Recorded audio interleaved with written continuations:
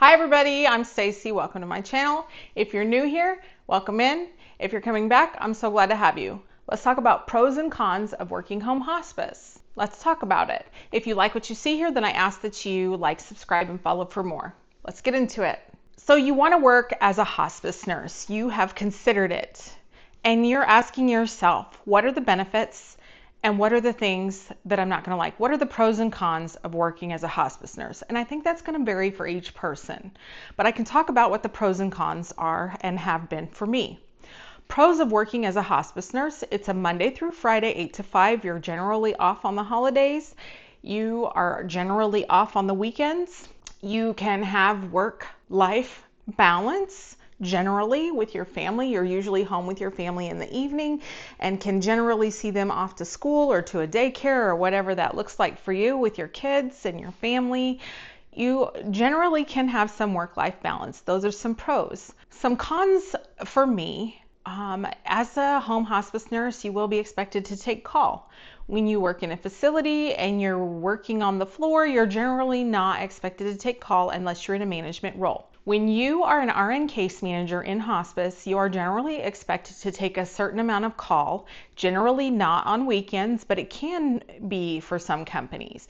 And for some companies, that on-call can include triage after you've been working all day, because it's at night when you're taking call and maybe you've worked all day and you're tired. Now, for most of the companies that I've worked for, it has not been me doing triage. It has been me getting called out after the problem has already been triaged and it's been determined that someone needs to see a nurse. Those are cons of working for hospice. Another thing is the wear and tear on your car. Not every company provides a company car. So that's something that you need to ask yourself. Yes, they pay you mileage when you work for hospice and you drive your car to and from visits, but some of the things that you need to consider are: what is the area you're working? What is the range that you would be expected to drive in a day? What does that look like? I mean, if you're living in a smaller area and you have, like, say, a 50-mile range, that's a lot, I think. And some people maybe only have a 20-mile radius range. I don't know what that looks like for most companies, but there have been times for myself, and this is a con, where I might have driven 150 to 200 miles in a day, depending on what my schedule looked like.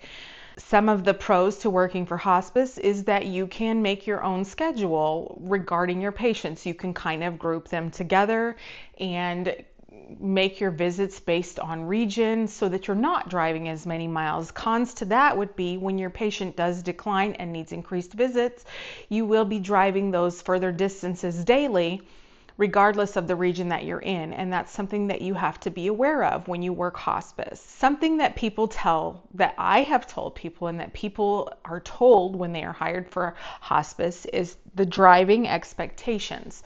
One of the pros is that you get paid for mileage. One of the cons is you don't get paid for that first and last visit generally, because they see it as you don't get paid to drive to work or drive home from work. But most companies will pay you if it's over the mileage that you are required to get to the office distance from your home. That being said, again, you're expected to drive a lot of mileage sometimes when you're working in hospice, and that can be a con. That puts a lot of wear and tear on your car, and it puts you at risk for car accidents. The more time you spend in your car and in traffic, depending on where you are, you're looking at being in traffic and being potentially in car accident situations. Has it happened to me? Yes, it has. I have been in an accident in my car while working for hospice, and I was rear-ended and it totaled my car, my personal vehicle that I was using for work.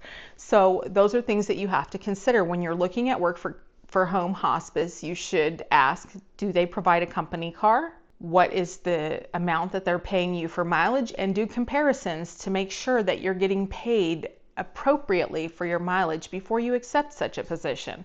Also, know the area that you might be placed in. Ask questions. Don't just jump into a hospice position not expecting that. There's a lot of autonomy in hospice, and that is a pro, but the con is if you're not good at scheduling your time and planning those things, it will have you coming home late, and you will find that you're not having that work work-home-life balance, because the expectation in hospice is that all of your documentation is completed no later than midnight, because you have to make sure that your documentation is complete by midnight in most companies, but they really want you to do it at the bedside and sync it before the end of the day.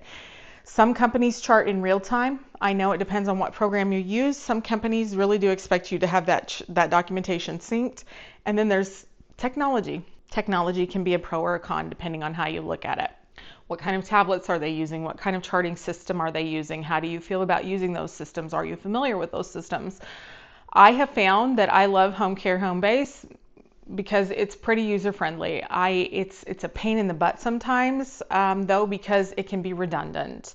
But I do see that they're trying to decrease the amount of questions that are the same that you have to answer. But as you know, in nursing, some assessments and clicking becomes redundant. You've said the same thing in 10 different places, and that is wasting your time, and that can feel like it's taking more of your time. But I will say this, just as a side note, I do document at the bedside when I can, and I have found it doesn't take me more than 30 to 35 minutes to do a complete documentation on something that even has orders in it. Now, if you have something complex that you have to chart outside of the home, a lot of your companies will allow for that. You can sit and chart in your car, but I would recommend to you not to take your charting home when possible, because that will start to affect your work-home life balance. And one of the benefits, again, with hospice is the ability to have that work-home life balance as long as you manage your time. It can seem like when you're going from visit to visit that you need to get to visits, but you need to allow yourself time to chart and document and get to a visit in the times that you're scheduling with your patients, and know your region and know what your availability is. Maybe you can only see 4 patients in a day if you're driving a long distance. Maybe the expectation is for you to see 5, but I know most companies will be accepting if they see that you're having a lot of windshield time. That is one of the cons of working for home hospice, is that sometimes you have a long day in the car and a lot of windshield time. That is one of the things that you have to ask yourself. And you're not working with people day to day. A lot of times you're independent in your car alone, and you see your coworkers during IDG meetings or functions outside of work if you have a company that wants you to engage with your coworkers. I think a lot of companies are trying to make sure that coworkers are able to engage with each other and build that relationship with each other. But I will say that you have to think about the pros and cons. I will talk about pros and cons in a facility another time, because there's that too. There's pros and cons to any job that you take. While I love doing hospice and it aligns with what I want to do, it really is important to realize that nothing that you do is without a negative side. You're going to have so many positives and so many negatives, and you have to ask yourself at the end of the day if that's going to work for you and your family in your balance of what you want life to look like for you, because it is important to have a personal life in addition to your work life. You know, as nurses, that we spend a lot of time, or as healthcare workers, we spend a lot of time at work and with our patients. And so the time that we get with our families and our friends is precious and it's valuable, and you should protect it. So some of the other pros and cons, another pro is that I feel like you get more time with your patient. You're not on a cart trying to push meds and get to the next patient in a short amount of time. You know, when you have 30 plus patients, and you're on a med cart and you have to pass meds within a certain time frame, because that is monitored, you don't get to spend the same amount of time getting to know your patients and building a rapport with your patients in a facility as you do when you're at the bedside in a home. You really get to know your patients and see them in their own environment, and you get to be present during a very difficult time of their life, which is very beautiful and very special and important. And so that is a pro. I feel like you're not rushed as much in a home hospice setting as you are in a facility to get things done.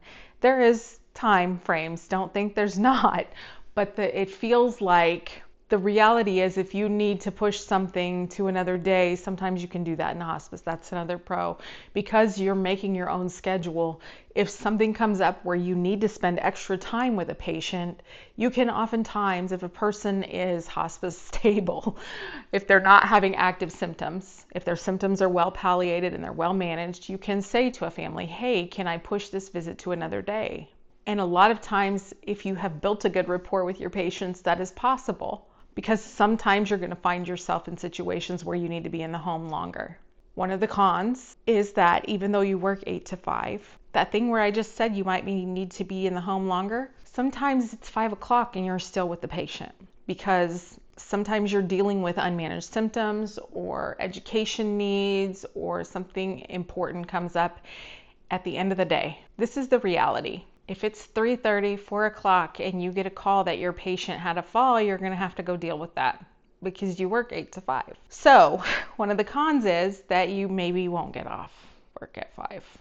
But I think as nurses that we understand, generally, it's not guaranteed that we're going to get off work at the time that we believe we're going to get off work, even though that's the goal we're shooting for. I know when I worked in a facility, I never got out on time because of charting. I never got out on time. It was a very rare occurrence that I got all my charting done before it was time to give a report to the next shift. And I don't miss it. I don't miss all that charting. The charting that I do in home care is so much different than the charting that I did at the bedside. And while we do have responsibilities with medications in the home setting, it's not the same type of responsibility that you have with medication in a facility. So when you're thinking about working home hospice, be aware that you might be driving long distances, and you would be expected to do those, that you need to have a good time management plan in your mind for where you're going to go. You should know about what areas you think you're going to be in on what days and try to plan for that. And one thing I didn't say is that you're going to plan for the unplanned, because in hospice, things change suddenly and your plans will get undone. So that's a con. You can lay your week out, but you have to be flexible. You have to know that things could change and that you have to be able to manage those changes and juggle things around. So what are some things that you think are pros and cons? What are some questions you have about working in home hospice? I'd love to talk about it in the comments. And if you like what you see here, then I ask that you like, subscribe, and follow for more. And if you have suggestions, I'm open to those suggestions for discussion. I thank you for watching, and I hope to see you soon. Bye-bye.